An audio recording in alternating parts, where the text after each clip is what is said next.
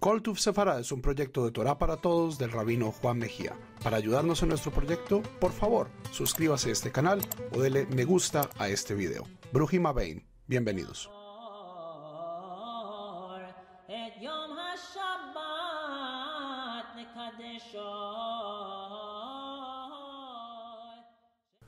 Shalom, queridos Abrim y Javerot, bienvenidos a un video más de Parashat HaShavua, hoy con la séptima y última liá de Parashat Noach, la cual se encuentra en el capítulo 11, versículos 1 al 32, todo el capítulo 11 del libro de Bereshit, el libro del Génesis, en el cual se tratan dos temas muy conocidos. Uno es el de la Torre de Babel, en los primeros 9 versículos, y en el resto del capítulo la genealogía de Abraham, comenzando desde Shem, el hijo de Noach, hasta llegar a Terach, el padre de Abraham y sus hermanos, y termina nuestra parashá con la migración, la media migración de la familia de Abraham hacia la tierra de Canaán, la cual va a terminar en la próxima parashá, en el próximo capítulo, en Parashat Lech Lecha.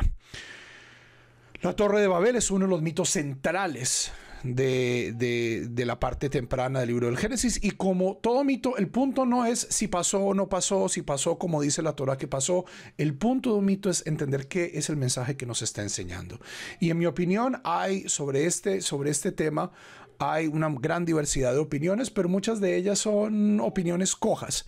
La primera de ellas, que fue la que al menos yo aprendí cuando era pequeño, no en un contexto judío, pero es una teoría muy extendida, es que la transgresión de los constructores de la Torre de Babel fue la soberbia, fue el orgullo de creer que podían llegar hasta Dios. Esto se basa en el cuarto versículo, Vayomru haben nivne lanu ir migdal roshom shamaim venaase lanu Shem, y dijeron: vamos y construyamos para nosotros una ciudad con una torre cuya cabeza, la parte superior de la torre llegue hasta los cielos, venaase lanu Shem, y hagamos para nosotros nombre, creemos renombre, creemos una posteridad para nosotros. Y esto, al menos para las personas que me enseñaron a mí esta historia, demostraba una profunda soberbia, un deseo de igualarse a Dios o de acercarse a Dios, de hacer guerra con Dios. Incluso hay algunas personas que dicen esto, a lo cual Rabbi Abraham Ibn Ezra, el gran comentarista medieval español del siglo XI, dice: esto es ridículo. ¿Por qué? Porque Dios no vive en los cielos. Cuando nosotros decimos que Dios vive en el cielo, esto es una metáfora, ¿cierto? Dios no tiene lugar, por lo tanto construir una torre que llegue a la estratosfera no amenaza a Dios, y Dios en la historia se ve no amenazado, pero sí dice: esto hay que detenerlo, esto hay que detenerlo. Y Ibn Ezra dice: el problema no es el orgullo de la humanidad. ¿Por qué? Porque la humanidad no puede hacerle nada a Dios. Otra teoría es: la gente está traumatizada por el diluvio, por la memoria del diluvio, están construyendo, llamémoslo, una póliza de seguros en contra de un segundo diluvio, lo cual explica la obsesión con construir una torre tan alta. Este es un mejor midrash, pero es un midrash que Ibn Ezra dice: igual, Dios nos ha prometido que no va a haber un diluvio, tenemos el arco iris, tenemos toda esta promesa, es un brit, es un pacto inalienable sobre el que Dios no puede volver, de que Dios no va a destruir el mundo con agua. Entonces el propósito de la Torre de Babel sería tremendamente, si esta es la teoría, tremendamente inútil. Estarían construyéndolo para nada, y pues ¿para qué Dios tendría que detenerlo? Hay un tercer midrash con el cual que me inspira muchísimo. No creo que sea el pshat, la versión contextual simple de la Torah, pero es muy imaginativo y yo creo muy relevante para nuestros tiempos, y por eso se los voy a enseñar. Aparece en Pirkei de Rabbi Eliezer. Pirkei de Rabbi Eliezer es una colección de midrashim medievales. Como muchos textos medievales, trata de darse autoridad escribiéndolo al estilo pseudoepigráfico, es decir, diciendo: esto lo escribió Rabbi Eliezer ben Hirkanos. Esto no es cierto, el lenguaje es medieval, refiere, por ejemplo, a la conquista musulmana de Eretz Israel. Este texto no fue escrito por Rabbi Eliezer, pero esta es una estrategia común. El libro del Zohar, que es más o menos contemporáneo, un poquito más tardío que Pirkei de Rabbi Eliezer hace lo mismo, es tratar de presentar estas enseñanzas en bocas de rabinos anteriores para darle autoridad. Dice Rabbi Eliezer, Rabbi Pinhas Omer, dice Rabbi Pinhas, lo hay Usham Avanim. No había en Babilonia, no hay piedras, lo cual es cierto. Irak no tiene muchas piedras, la parte de los ríos donde está la ciudad de Babilonia, Eretz Shinar, nos dice la Torah, el valle de Shinar no es un sitio con piedras. Entonces, ¿qué hicieron? Hicieron ladrillos. Hicieron ladrillos. Salto un poquito. Shebanu oto gavoa shiv'im mil. Hicieron una torre, un sigurat de 70 millas de alto.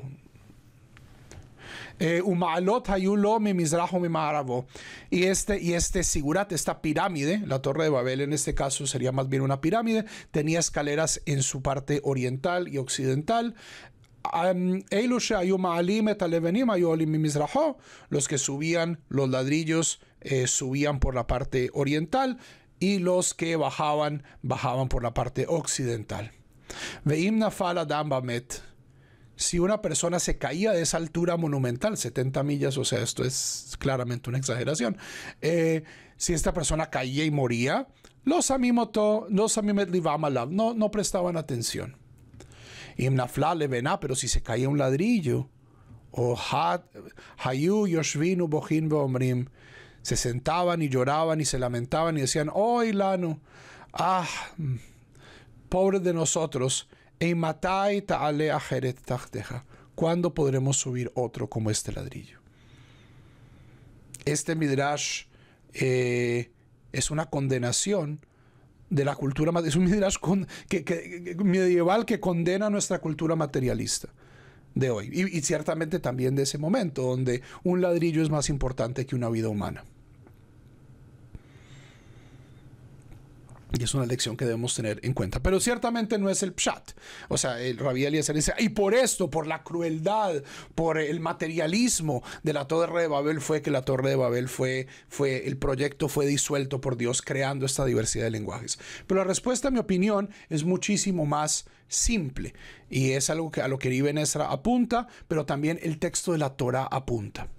Hay una técnica de lectura de la Torah que los rabinos aplicaban, que fue redescubierta literariamente por el filósofo alemán Martin Buber, el filósofo judío alemán Martin Buber, que es la noción de Leitwerter. Leitwerter en alemán significa palabras guía. Y es cuando la Torah utiliza una misma palabra una y otra vez, esto nos está enseñando que el texto quiere poner énfasis en esto. Y el verbo que se utiliza más, aparte de construir, ¿cierto? Construir, hacer ladrillos, por supuesto esto es contextual, es el verbo nafotz.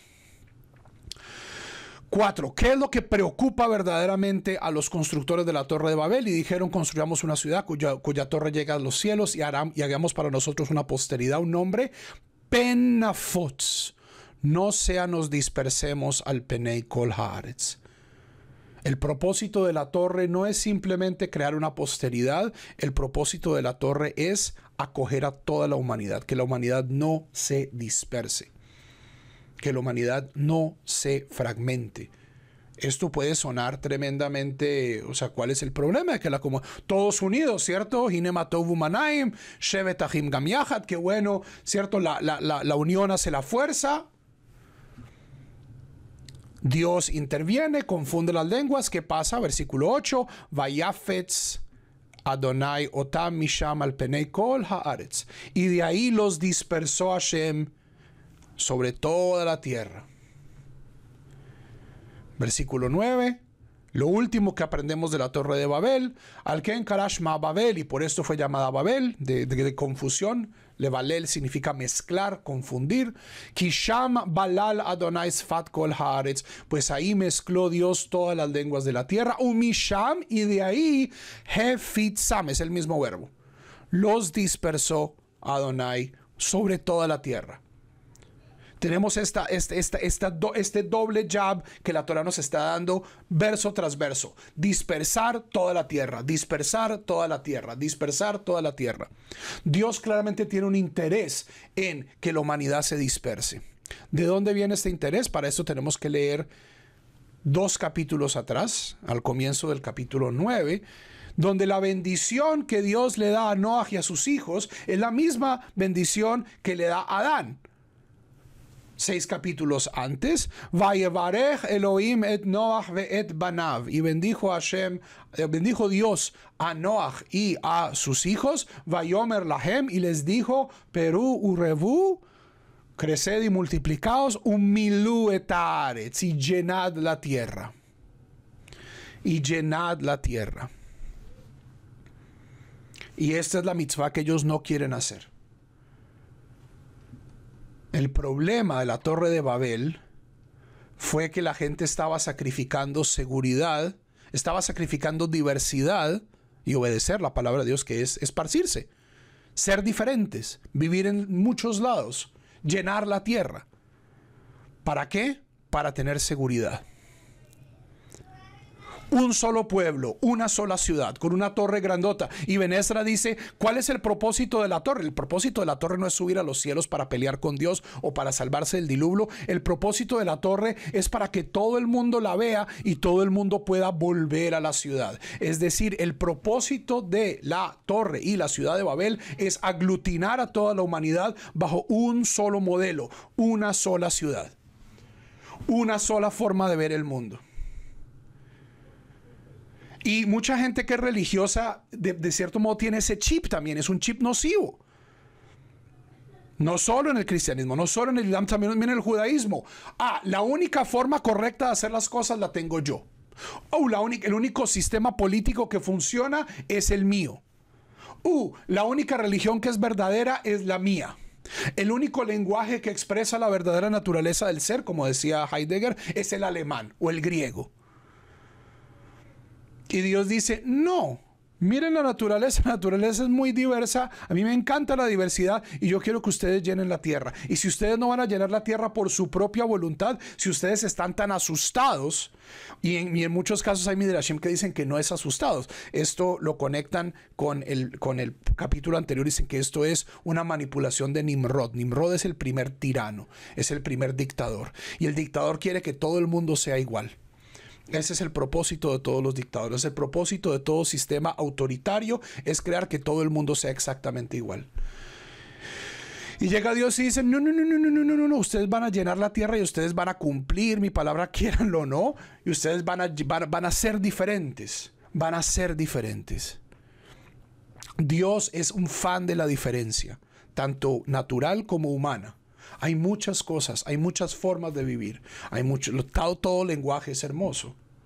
Y también hay muchas formas de aproximarse a Dios. Y hay muchas formas de aproximarse a los problemas básicos de la existencia humana.